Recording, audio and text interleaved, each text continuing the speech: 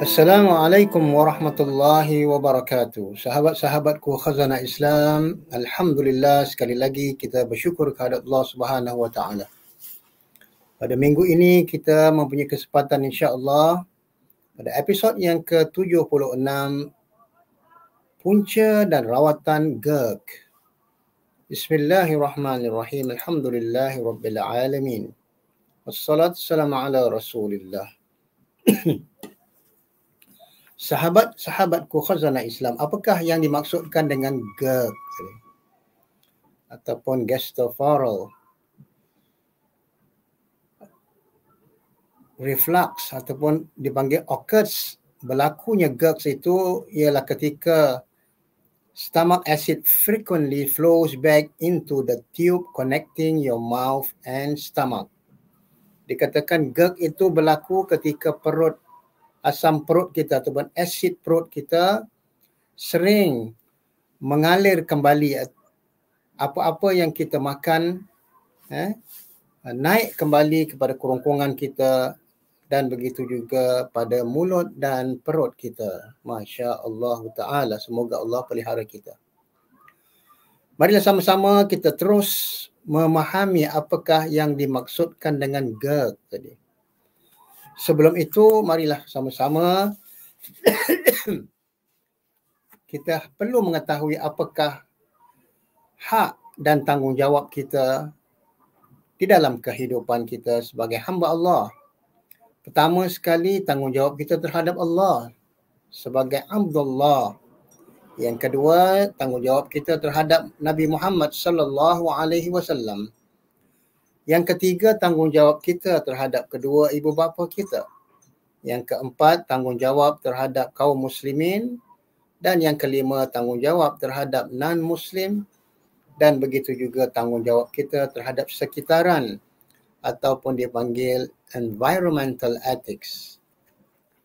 Sahabat-sahabatku khazanah Islam, ketahuilah konsep kesihatan dalam Islam, ia bukan hanya mencakupi jasad kita ataupun fizikal kita sahaja.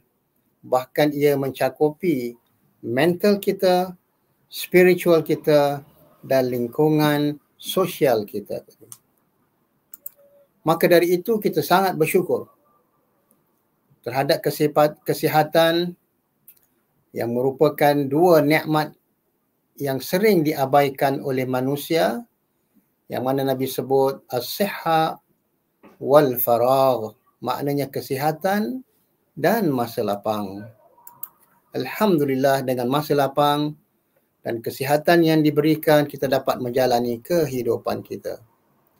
Sahabat-sahabatku khazan Islam, ketahuilah bahawa punca segala macam penyakit adalah daripada perut kita. Jika perut kita baik, maka seluruh tubuh kita akan menjadi baik. Maka sebab itu Nabi SAW berpesan kepada kita dalam hadis riwayat Imam Ahmad, Musnad Tirmizi,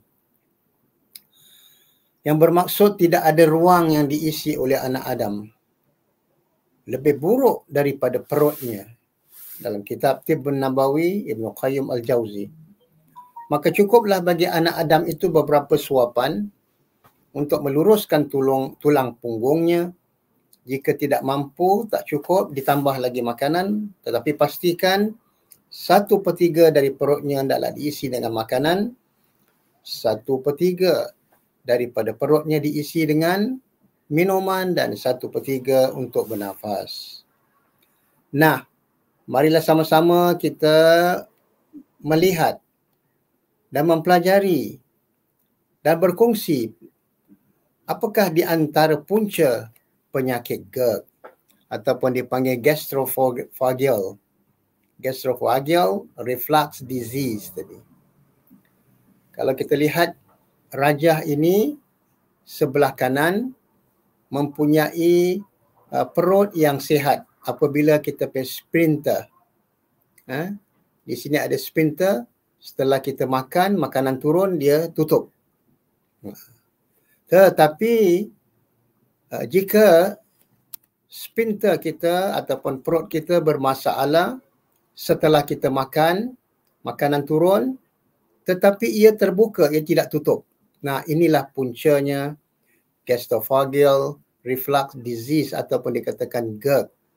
Makna makanan tidak menghadam betul dan begitu juga akan naik kembali. Maknanya dipanggil stomach acid ataupun kita punya perut ini ada gas, yang mana gas ini naik kembali pada kerongkongan kita dan pada mulut kita. Maka inilah yang berkaitan dengan autoimmune disease, penyakit autoimmune. Maka apakah yang dikatakan autoimmune yang telah kita ambil pada episod yang 75 kemarin? Dikatakan an autoimmune disease is a condition in which your immune system mistakenly attacks your body. Penyakit autoimmune ini adalah keadaan di mana sistem kekebalan kita ataupun sistem daya tahan kita secara tidak sedar menyerang sel-sel di dalam tubuh badan kita. Sebagaimana kita mengetahui bahawa Allah mencipta di dalam tubuh badan kita mempunyai sistem imun, sistem daya tahan, selalunya ia akan mengawal terhadap kuman-kuman, bakteria dan virus yang datang menyerang. Maka apabila ia merasakan di sana ada penyerang asing, maka ia akan menghantar satu pasukan yang dipanggil fighter cells, maknanya sel-sel pelawan untuk menyerang segala penyerang asing itu, sama ada daripada bakteria, kuman ataupun virus. Dan sebagaimana yang dikatakan oleh Dr. Jamil Al-Qudusi, the autoimmune system disease mempunyai 180, bergantung kepada tempat dan situasi di dalam tubuh badan kita. Contohnya orang yang mengalami diabetes, penderita diabetes, hypertension, tekanan darah tinggi, kidney dysfunction ataupun kidney tidak berfungsi dengan betul, irritable bowel syndrome dan GERD. Inilah di antara punca penyakit autoimmune disease tadi. Sahabat-sahabatku khazanah Islam, ketahuilah bahawa di dalam tubuh badan kita yang Allah cipta yang mempunyai roh, maka roh ini merupakan kepimpinan yang agung di dalam tubuh badan kita. Apabila roh ini terkesan dengan multiple sclerosis, maka roh kita akan mengarahkan sistem imun kita untuk menyerang sel-sel yang membawa identiti di dalam badan kita secara tidak sedar. Yang mana dikatakan neurotransmitter, Allah mencipta dalam tubuh badan kita mempunyai neurotransmitter yang sentiasa mengawal sistem kekebalan kita. Contohnya, dikatakan the frightening at the level of the soul in the human mind will depress down, and each of them is related to psychological situation. Dikatakan bahawa tahap ketakutan di dalam roh kita ini, ataupun di roh di dalam minda kita akan tertekan atau akan ada bermasalah apabila seseorang itu terperanjat ataupun takut. Ini berkaitan dengan situasi psikologi. Contohnya seorang ibu yang menyusukan anaknya. Satu ketika dia keluar rumah, tiba-tiba diserang oleh anjing yang ganas, namun apabila ia lari dalam keadaan ketakutan, maka tiba-tiba secara terperanjat, susunya terencat. Maka dia tidak dapat mengeluarkan susu untuk bayinya. Jadi itu di antara satu contoh yang mana roh kita dalam otak minda kita ni boleh terencat apabila keadaan situasi terganggu. Dan dikatakan bahawa those who have psychological situations such as anxiety, depression, stress, lost hope, it will enhance the autoimmune disease tadi. Dikatakan sesiapa yang mempunyai situasi psikologi seperti anxiety, kemurungan, tekanan perasaan, stres, hilang harapan, maka ia akan meningkatkan penyakit autoimunnya. Di antaranya adalah multiple sclerosis, raises your risk of getting this disease, bahawa multiple sclerosis ini akan meningkatkan risiko untuk mendapatkan penyakit-penyakit, di antaranya adalah GERD. Mengapa? Kerana rendahnya neurotransmitter. Ketahuilah sahabat-sahabatku, bahawa di dalam tubuh badan kita Allah mencipta satu neurotransmitter. Dialah di antaranya akan mengawal dan merangsang sel-sel dalam tubuh badan kita. Tetapi mereka yang mempunyai stres, anxiety, kemurungan, tekanan perasaan, maka dia mempunyai neurotransmitter yang rendah. Maka ia akan menyeksa tubuh badannya dan ia akan meningkatkan penyakit autoimunnya. Maka itulah secara tidak sedar rohnya akan menyerang sistem imunnya tadi. Ataupun sistem imunnya akan menyerang tubuh badannya. Maka itu kita perlu meningkatkan roh kita dengan amal ibadah, dengan zikir dan doa agar kita sentiasa kuat, maka segala macam penyakit. Dan apabila roh kita kuat, neurotransmitter kita pun akan kuat. Masya Allah, sahabat-sahabatku khazanah Islam. Allah telah mencipta satu neurotransmitter dalam tubuh badan kita untuk merangsang sel-sel dalam tubuh badan kita. Di antaranya dia panggil Schwann. Schwann ini adalah the helper cells. Peranannya adalah memperbarui sel neurotransmitter, tetapi bagaimana? Maka di sinilah sama-sama kita menghayati bagaimana cara untuk meningkatkan kita punya neurotransmitter. Allah Subhanahu wa taala telah berfirman dalam surah Al-A'raf ayat 31. Ya bani Adam khuzu zinatakum 'inda kulli masjidin wa kulu washrabu wa la tusrifu. Hai anak Adam, pakailah pakaianmu yang indah setiap kali kamu memasuki masjid. Makanlah, minumlah, namun janganlah kamu berlebih-lebihan. Jadi di sinilah kita lihat punca segala macam penyakit di dalam perut kita adalah akibat kerana makan berlebih-lebihan. Maka dari itu mereka yang mempunyai autoimmune disease, kita akan memberi kepada pesakit itu makanan yang boleh meningkatkan neurotransmitter sistemnya tadi. Dia katakan we will give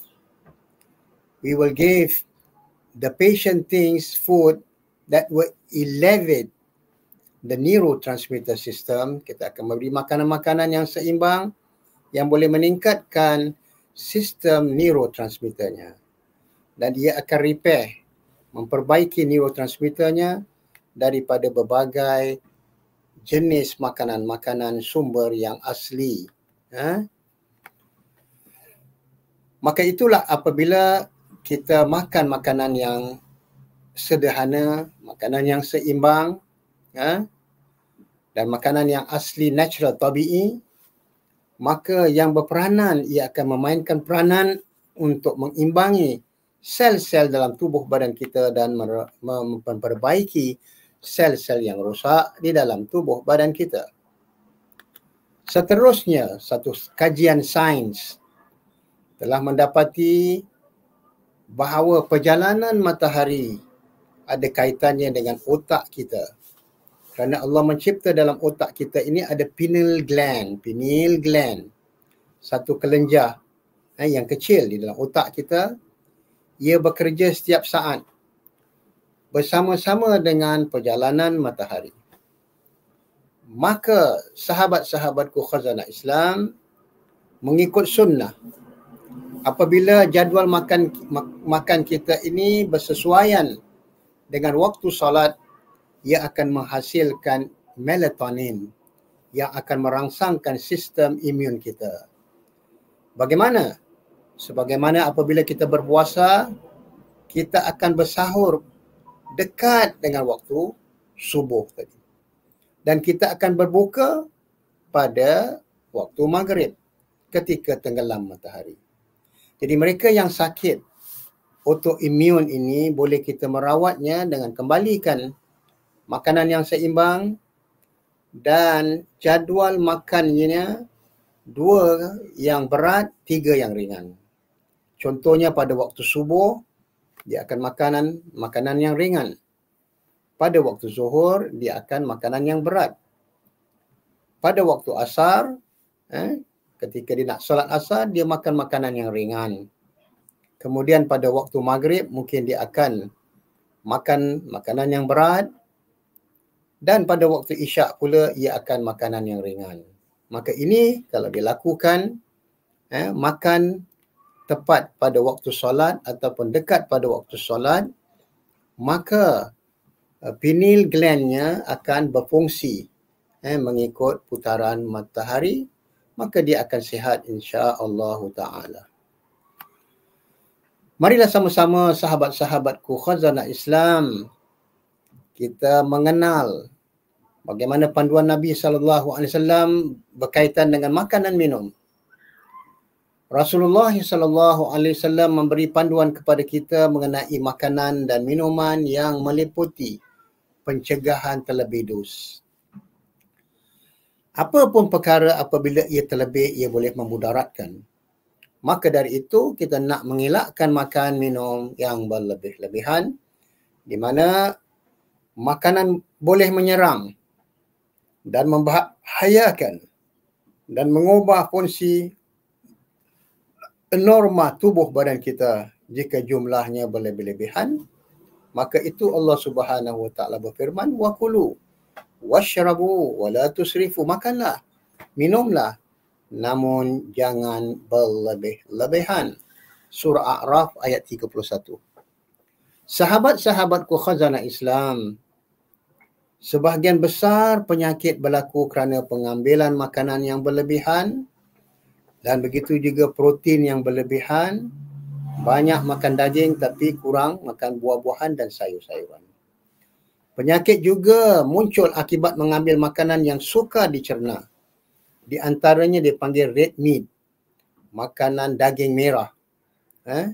Seperti daging kambing, daging lembu, daging unta dan sebagainya.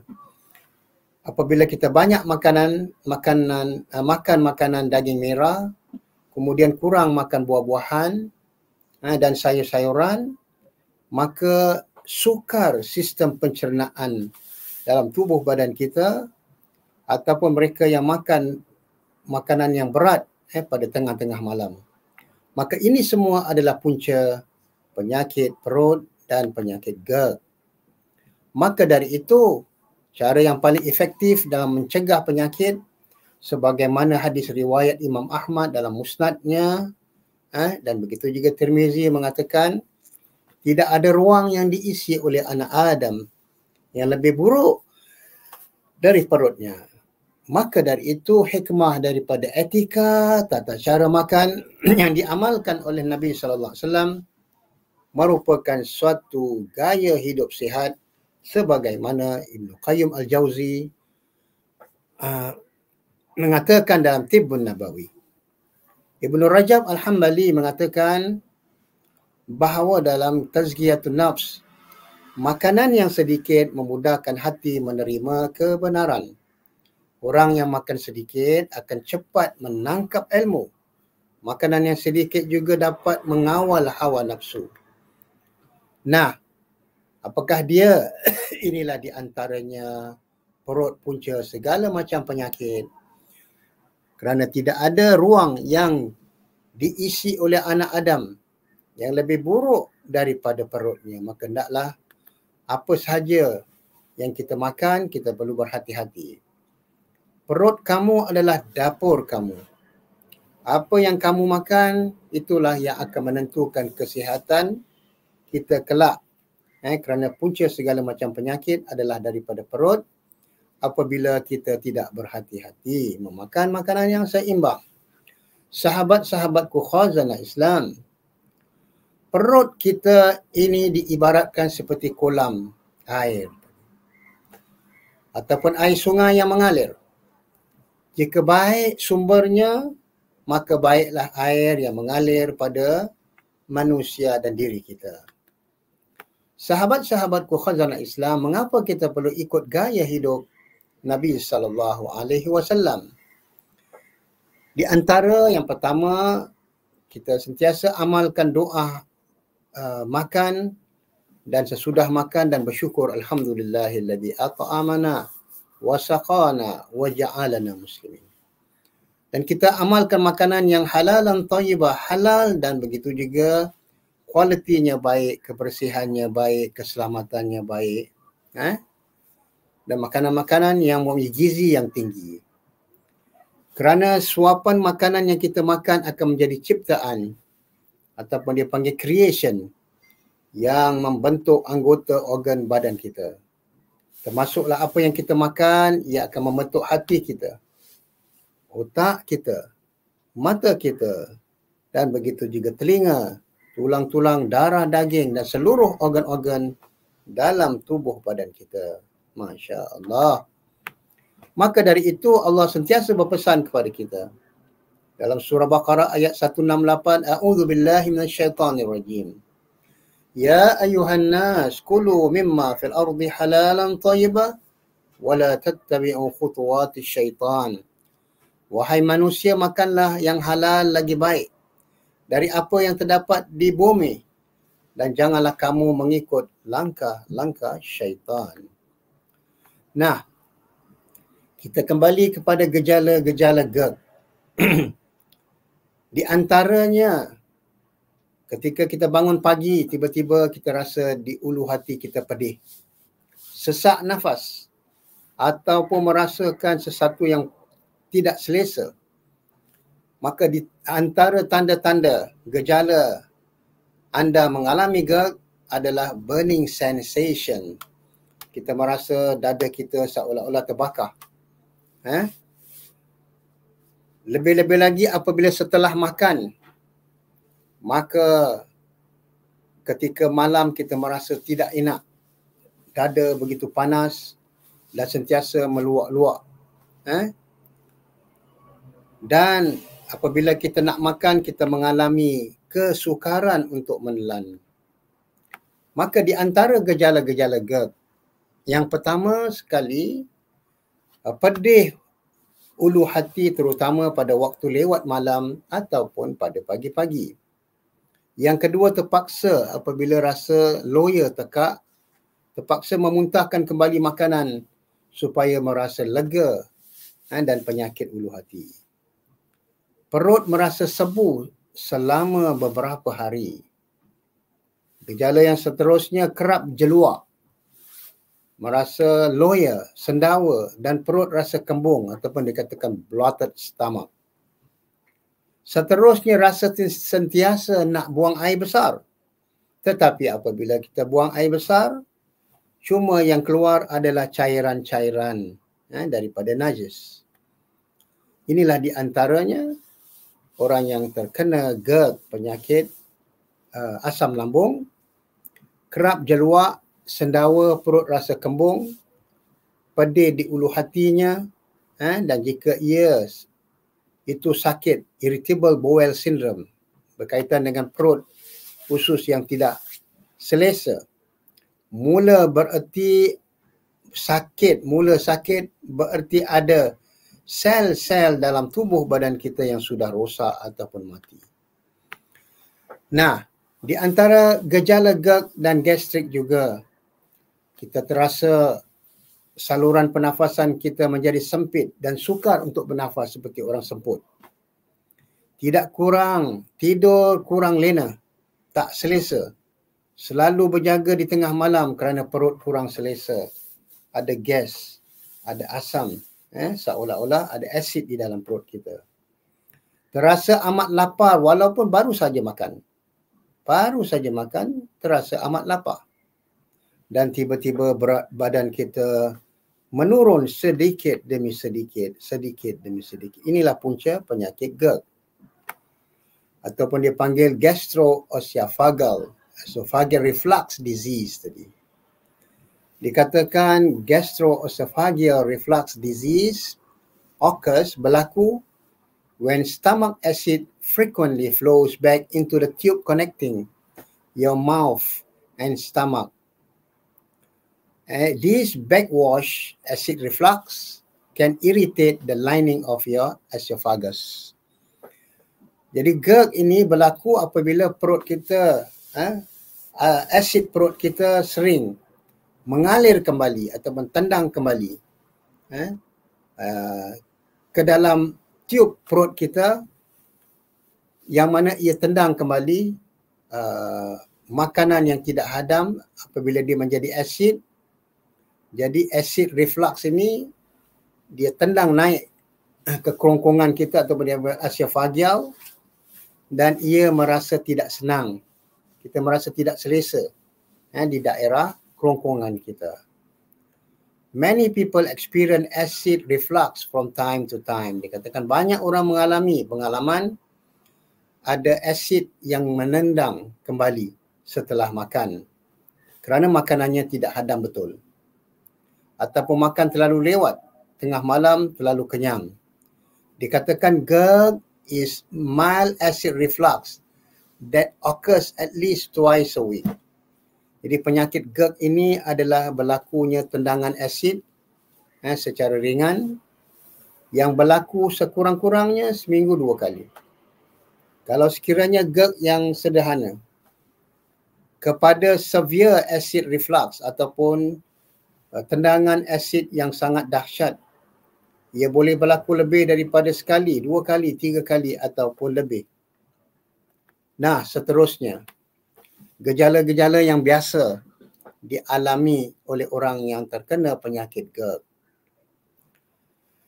Tiba-tiba dia merasa dadanya sangat panas ataupun heartburn. Berlaku setelah ia makan. Lebih-lebih lagi apabila ia makan pada lewat malam. Apabila dia rasa daerah paru-parunya merasa tidak selesa, dadanya, begitu juga dia mempunyai masalah untuk telan, sukar untuk menelan kerana esophagealnya. Di daerah sini, di mana mempunyai sesuatu penyakit ataupun dipanggil lump. Seolah-olah ada benjolan tumbuhan daerah tekaknya. Ini akibat daripada makanan yang tidak cerna dengan betul sehingga ia menjadi asid dalam perut, maka ia tendang balik naik ke atas. Dan inilah di antara punca GERD. Biasanya orang yang mempunyai berat badan yang berlebihan ataupun orang yang suka memakan minuman yang mempunyai kafein yang tinggi seperti kopi ataupun teh. Ataupun yang ketiga, kebanyakan orang yang mempunyai stres, tekanan, kemurungan. Yang keempat, punca GERD juga apabila seseorang itu suka memakan makanan gorengan yang begitu banyak, yang berminyak. Seperti kita makan goreng pisang, bergedil, ataupun orang yang ada suka makan berbagai macam makanan gorengan yang berlebihan. Yang kelima, makanan segera, cemilan-cemilan yang banyak. Sering makan lewat malam kemudian tidur.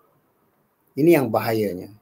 Apabila ia makan malam pukul 10, 11, kemudian tidak berehat betul, 2 jam, 1 jam, tiba-tiba tidur. Inilah akibat GERD. Dan sebahagian masyarakat kita yang suka tidur lewat, makan lewat, begadang tengah-tengah malam. Di antara inilah puncanya. Mari kita lihat sama-sama. gastroesophageal reflux disease. Dikatakan perut yang sihat apabila sphincter, setelah kita makan, sphincter kita ini dia masuk makanan, kemudian dia tutup. Inilah Masya Allah ciptaan Allah Subhanahu Wa Taala. Ini menunjukkan seorang itu tidak mempunyai GERD dan perut yang sihat, usus yang sihat. Tetapi orang yang terkena GERD, yang tidak sihat, dia panggil pintu sphincter ini, setelah makanan masuk turun ke dalam perut, ia tidak tutup.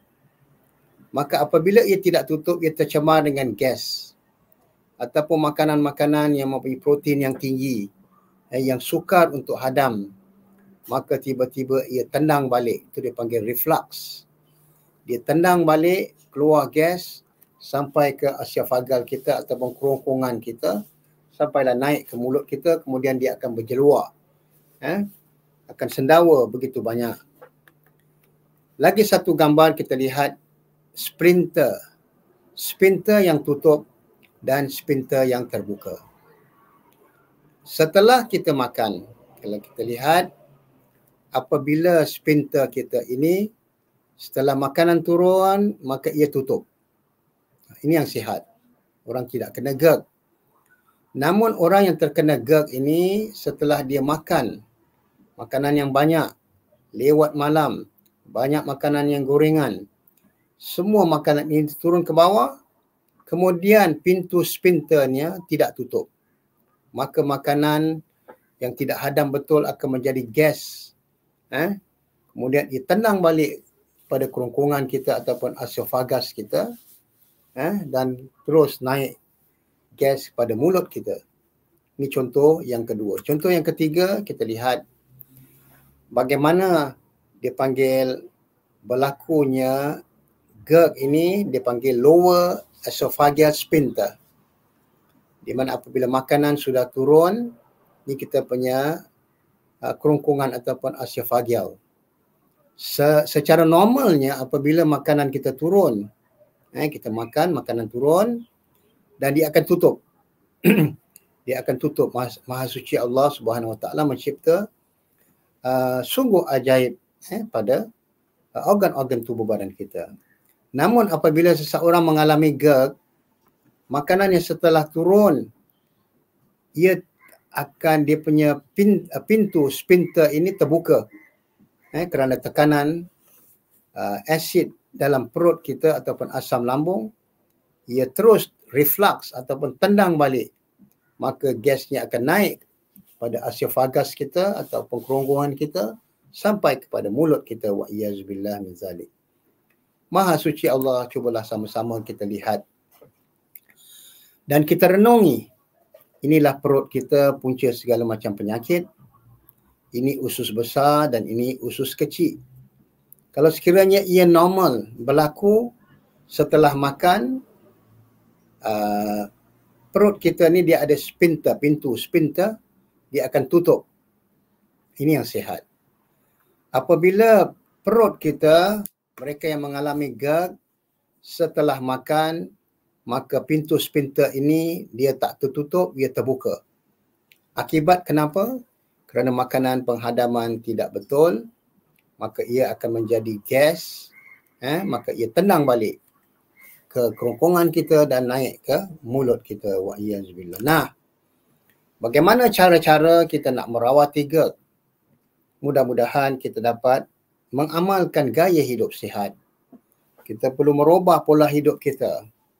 Yang kedua, amalkanlah setiap pagi ketika perut kosong dengan minum madu asli ataupun kita minum madu campuran dengan air suam sekurang-kurangnya 150 ml ketika perut kosong. Yang ketiga, kita amalkan minum habbatus sauda campur sedikit dengan virgin coconut oil ataupun olive oil ketika petang. Yang keempat ataupun yang ketiga, amalkanlah budaya sujud yang lama ketika solat. Ketika kita solat sunnah, cuba amalkan sekurang-kurangnya sujud 5 minit sehingga saluran darah kita ke otak berjalan dengan baik. Begitu juga amalkanlah solat duha kerana ia akan memberi sedekah kepada 360 ruas tulang kita. Yang kelima, kita digalakkan supaya berjemur di bawah sinaran matahari, berjalan di waktu duha itu, berjalan di bawah sinaran matahari sekurang-kurangnya 15 minit, 20 minit. Dan yang keenam, untuk membersihkan perut kita, kita boleh mengamalkan minuman apple cider, cuka cider yang organik, campur sedikit 1 sudu kecil madu asli dengan air suam, dan kita minum setiap malam sebelum kita tidur, supaya ia menjadi semacam pil apabila kita makan pil kolesterol, yang mana ia dapat menghancurkan dan menghadamkan kolesterol yang tinggi. Ayo, marilah sama-sama kita kembali kepada firman Allah, wa kulu washrabu wa la tusrifu. Makanlah dan minumlah, namun janganlah berlebih-lebihan. Kita akan sentiasa memberikan penyakit ataupun pesakit yang menderita GERD, sumber makanan yang natural, yang asli, yang berperanan untuk mengimbangi pada sel-sel dalam tubuh badan kita. Dan ia dapat membantu penghadaman makanan dalam perut kita dengan secara normal. Ayo, amalkanlah 6 ataupun 7 perkara ini. Yang pertama, kita perlu merubah cara hidup kita. Yang kedua, amalkan minum madu asli ketika perut kosong ketika pagi. Yang ketiga, amalkanlah minum habbatus sauda, minyak habbatus sauda campur sedikit dengan virgin coconut oil pada petang hari. Dan yang keempat, amalkanlah budaya sujud yang lama ketika solat, terlebih-lebih lagi solat sunnah.